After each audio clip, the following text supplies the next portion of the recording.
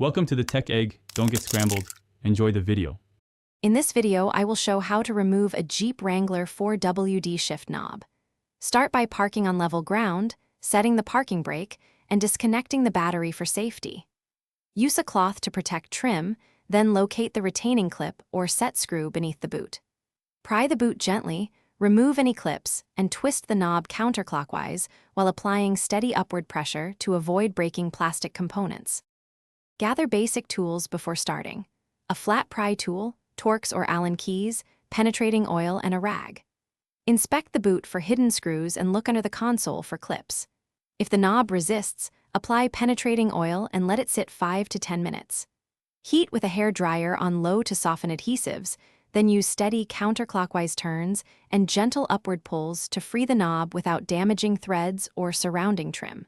To reinstall, align the splines and push the knob down firmly until it seats, then secure any set screws or retaining clips.